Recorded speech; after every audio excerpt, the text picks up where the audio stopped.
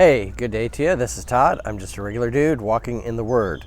Today we're continuing our journey in Mark, the book of Mark. We're reading from Mark, and I'll be starting in chapter 11, reading verses 1 through 11 today. This is called the triumphal entry, or as I might title it today, Jesus Misunderstood. As we're reading through the book of Mark, if you remember in chapter 9, Jesus clearly spelled out what was going to be happening in the next few days here as we're reading. However, when he is saying this, we had talked about how it went in one ear and out the other. You know, the disciples listened to this, and then it wasn't until after Jesus had died and was resurrected that they were like, oh yeah, Jesus had said this. And you're going to see today, as Jesus is coming into Jerusalem, people are celebrating like, oh yeah, and they say, blessed is the coming kingdom of our father David. They're all excited about this, but they don't fully understand what Jesus had said back in chapter 9, and they probably wouldn't be celebrating like this if they would have fully understood that Jesus was going to be dying here, and then of course he'd be resurrected. But they didn't understand that. They thought an earthly kingdom was coming, and they were like celebrating in the streets. Let's read this. As they approached Jerusalem and came to Bethphage and Bethany at the Mount of Olives, Jesus sent two of his disciples, saying to them, "Go to the village ahead of you, and just as you enter it, you will find a colt tied there, which no one has ever ridden. Untie it and bring it here. If anyone asks you why you are doing this, say, 'The Lord needs it, and we'll send it back here shortly.'" They went and found a colt outside in the street, tied at a doorway.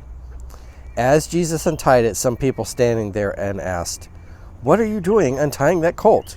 They answered as Jesus had told them, and the people let them go. When they brought the colt to Jesus and threw their cloaks over it, he sat on it. Many people spread their cloaks on the road, while others spread their branches they had cut in the fields. Those who went ahead and those who followed shouted, "Hosanna! Blessed is he who comes in the name of the Lord. Blessed is the coming kingdom of our father David. Hosanna in the highest!" Jesus entered Jerusalem and went into the temple courts. He looked around at everything, but since it was already late, he went out to Bethany with the 12. When Jesus returns, the second coming of Jesus, he's going to be coming on a white horse, it says, in victory, much like the warriors of that day came back in. Today he comes here in this story, he comes back riding a donkey. And like I said at the beginning, people were expecting, this great Davidic kingdom. And they say in verse 10, "Blessed is the coming kingdom of our father David. Hosanna in the highest." They were all excited about this. They were having a street party out there. They were throwing branches on the road, and you can see behind me I don't have palm branches back there, but bamboo. So branches probably similar to that. Soft branches on the road, and their blankets and everything else, to celebrate the coming kingdom. But what they didn't realize was, Jesus had said he's going to be dying in 3 days. And we had referred back to that in chapter 9. It's important for us to understand the whole Bible and not just take things, pick verses out and pick them out and go, oh yeah, this is what Jesus said. But to understand the whole Bible. If you would look at just this chapter, you'd be like, oh, Jesus is coming, to set up the Davidic kingdom. No. You look back at chapter 9, and he says he's coming to Jerusalem, and he's going to die there. So the people didn't realize that, and they misunderstood Jesus, really. So my encouragement for you today is don't misunderstand Jesus. You need to be in the whole Bible, reading, everything cover to cover, to fully understand Jesus. Don't just take a verse out of context and so forth.